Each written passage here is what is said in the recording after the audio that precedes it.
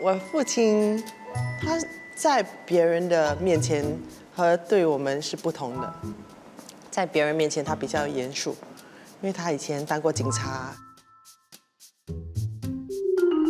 在我们的面前，他就是我们的和蔼可亲的爸爸，就是那种默默在后面支持我们，说你想尝试什么就尝试什么。可以先跟我们讲讲你的成长经历。我小时候是在戏班长大，爸爸也因为染上毒瘾，吸白粉，所以除了演戏，回到家里就是吸毒。从我懂事以来，他就是坐牢进出，这个是生活的一部分。在我生命里面，我从来没有一个父亲的角色。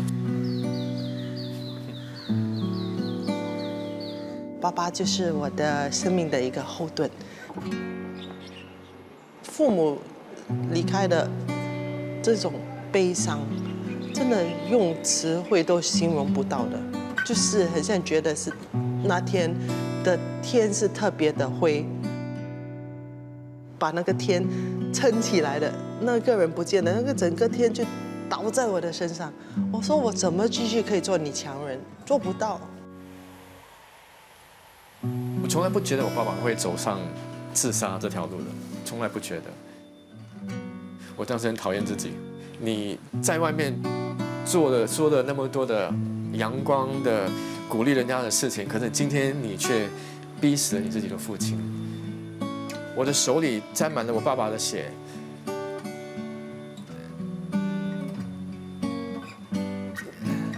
你要怎么去跟自己说 "It's OK"？时间啊，时间啊，一分斩，隔天涯。命运啊，命运啊，一停转，没筹码。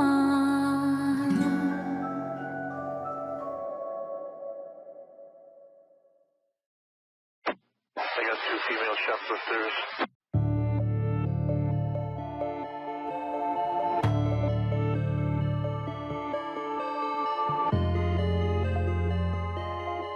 之前我是在总检察署做高级检察官，来 NUS 教书，已经教了20年嘛，所以在别人面前，他们对我的印象是蛮屹立不倒、蛮坚决、女强人always strong。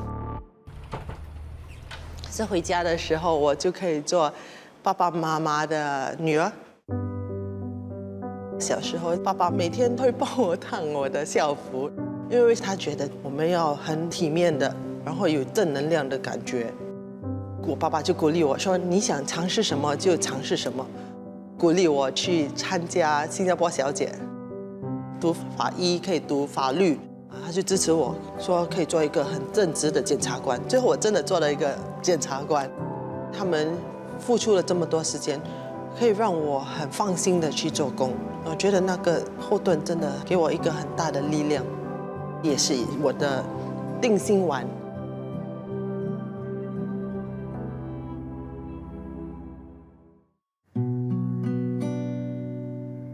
他是4月20号离去的，他坐在他的椅子，我坐在楼梯，还跟我谈天说地，有说有笑。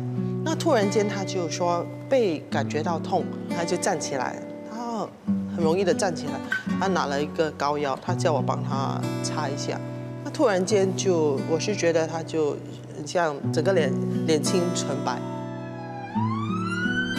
他还在救护车里面还可以说话。然后到了医院，在那个手术房，第一次的心脏骤停。那时候医生就说，因为大动脉爆嘛，心脏就停了，他们就抢救了他一次。那么医生说，快点就要去跟他说最后的 goodbye。时间啊，时间啊，一分斩，隔天涯。哇，时间为什么会跑得这么慢？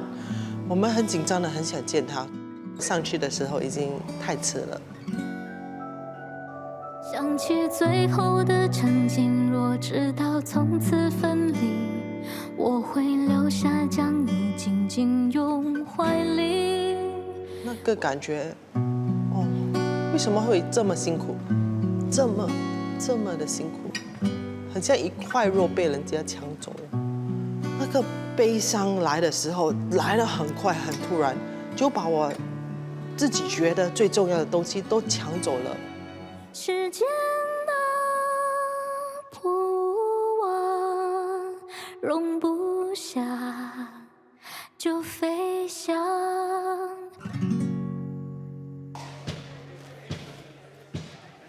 我是15年左右加入了教会，在教会里面当教会的传道人，后面就成为一个牧师。透过自己的音乐、自己的歌去治愈别人、鼓励别人、帮助别人。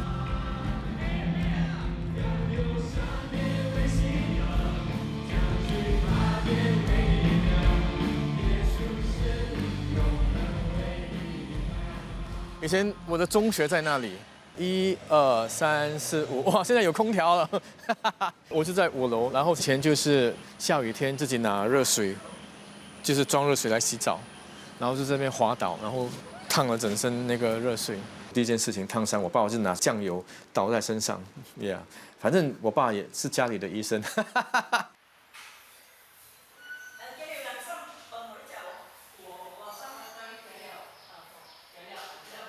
爸爸其实吸毒不止一个人，他有时候会带朋友来我们家吸毒。我们当时是一房室的，所以窗口都是关得很密的。然后就是我们就是坐在那边看电视，他们就在那个角落头吸白粉。那个时候家里经济来说很糟很糟。爸爸坐牢期间，妈妈一个人带我们4个小朋友，那我妈妈会不时会跟高利贷借钱。我亲眼见过我妈妈被高利贷打，所以我就嫉恶如仇。我要纠正一些这社会的错，要保护我的妈妈。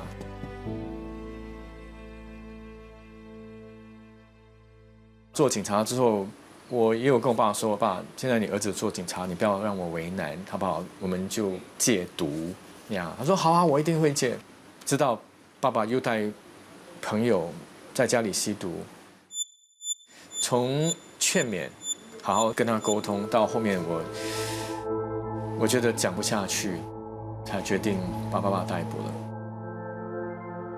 我当时我记得我挣扎了一段期间，真的是那种整个人破碎了，真的主要是为了保护弟妹，也保护家人。当天我弟弟跟我讲，爸又在吸毒了。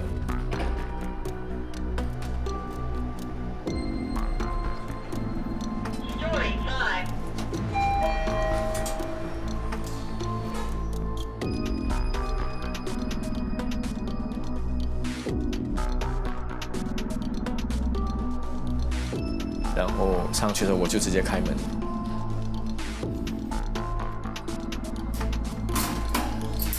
不要动！不要动什么？进门的那一刻，他看到我，看到警察就知道发生什么事情。当时其实心里是很害怕的，不管怎么样还是会怕爸爸。即便我这样的警察，我有枪，我有手铐，我觉得可能是爸爸这个角色吧，我还是会怕。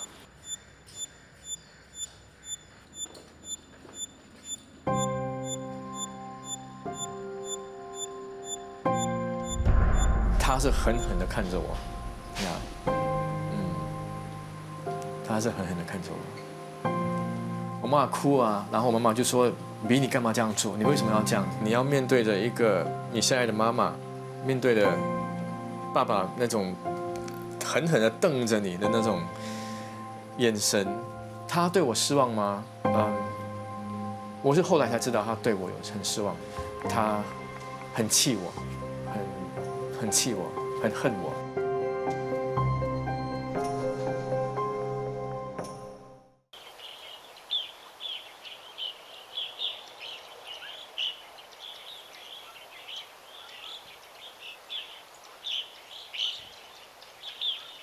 菜刀粿，包。OK，thank you，拍摄。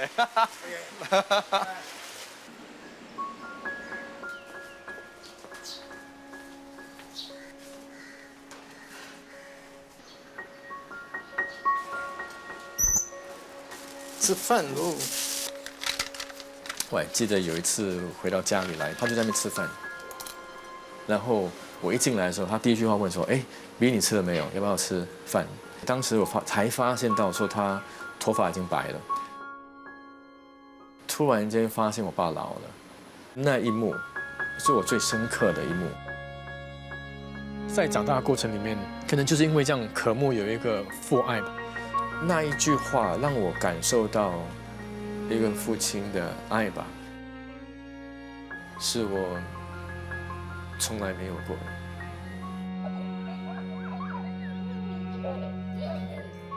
所以其实你问我有没有父亲的那种感觉，是完全没有。直到那一天，直到那一天。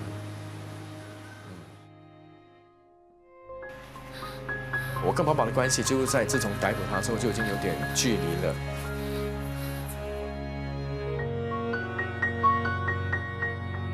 那有天晚上，我接到家人的电话，跟我说我爸爸在家里熄煤自杀。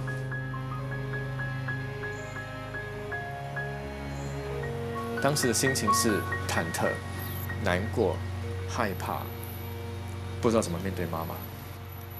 觉得爸爸会走到自杀那一步，一定是我，一定是我。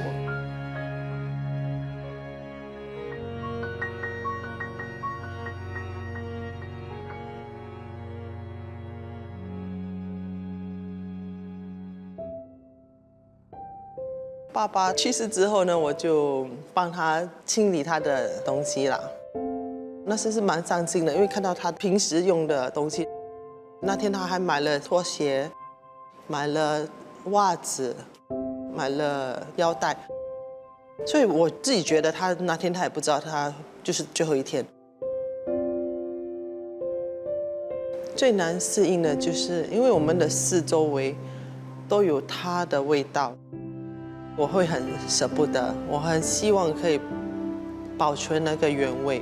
因为如果可以进去他的房间，闻到他的味道，看到他的痕迹，我就可以感觉到他每天都在。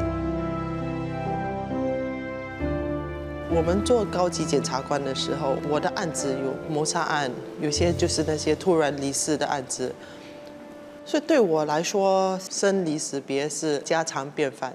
可是发生在自己身上，父母身上，怎么样都不能准备得好。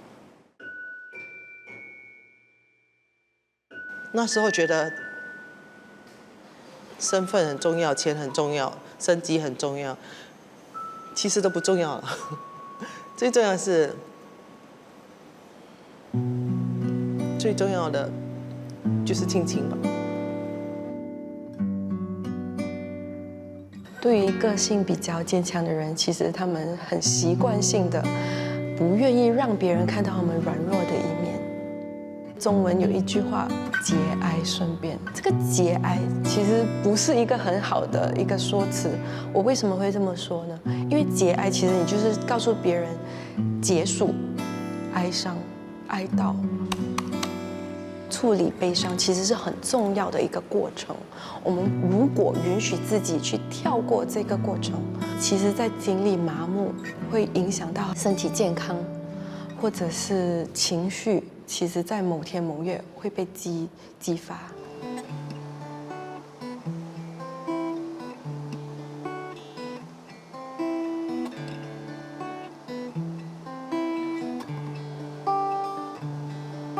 当时就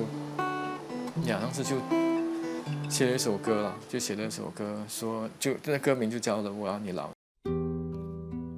我觉得当时真的期待我还有机会能够看到爸爸老去。其实我对我爸真的是那种有爱恨的那种情绪。他自杀过后，即便我埋怨，即便我讨厌自己，我也很气他。为什么你会做这种傻事？不给我有机会能够恢复跟他有一个父子的关系。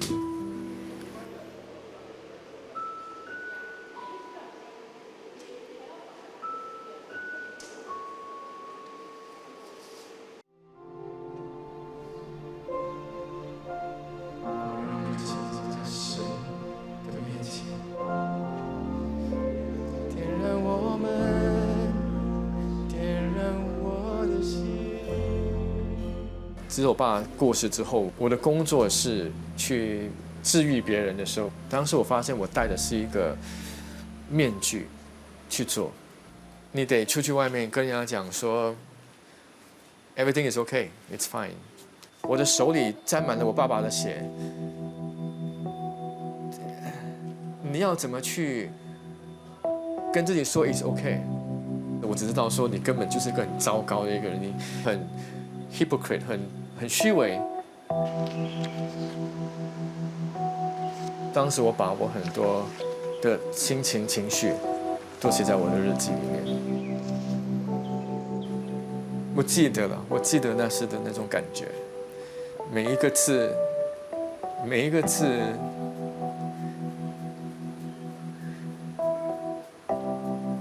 每一个字都是好负面的情绪，好就是 all the bad words。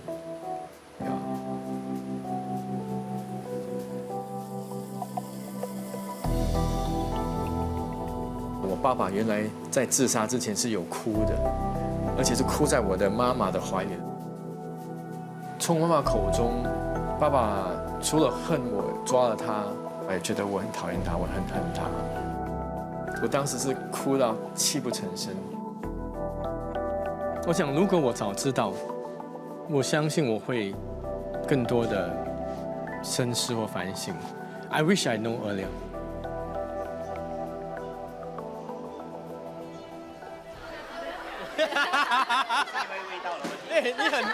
你很入戏耶！我发现你很入戏耶。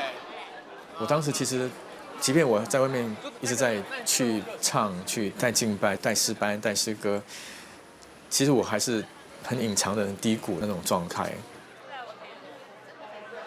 朋友讲了一句话，他说 Matt， 无论我高山，无论我低谷，无论我顺境，无论我逆境，我仍然能够发光。突然间，我明白到说，原来我不需要是一个好人才是有价值。可能我在台上我是光比较亮一点点，我在低谷的时候我的光比较弱一点点，但我还是在那个小角落在照亮那个小角落。从小到大，我被人家说的是你一无是处，你没用的，你会跟你爸一样。我以为当警察抓坏人，我对社会有贡献，可是我对人没有贡献。所以在对我爸，我有同理心，但我没有耐心。爸以前的朋友都是损友嘛，不是吸毒啊，就是打架啊，就是那种。如果他刚好真的遇到一个走对的，可能会很多东西会改变吧。我多希望，其实我可以跟我爸成为一个朋友。我想说，我懂。我会跟我爸说，我会陪你走，我会跟着你一起去面对，我能够陪着你。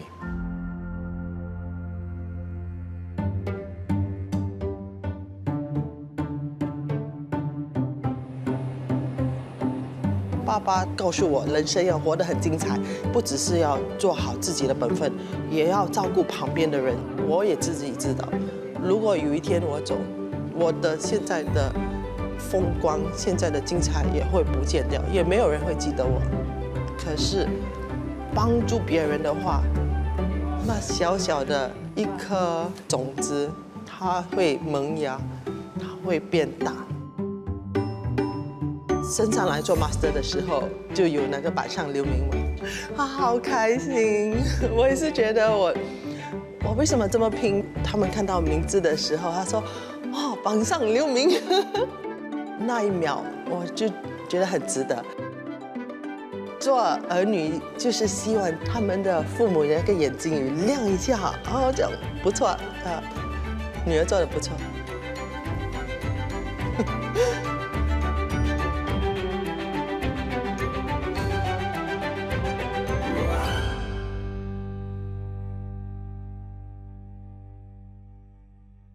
爸爸喜欢写 diary， 现在我如果想他的时候，就开他的那个 diary， Life ends when you stop dreaming. Hope ends when you stop believing.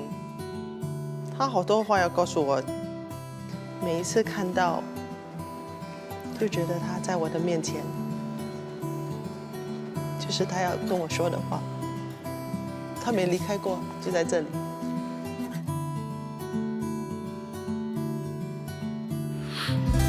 爸爸，你知道我很爱你，你可以看到我的行动，我做的每一件事情都是要你以我为荣，因为我就是你的女儿。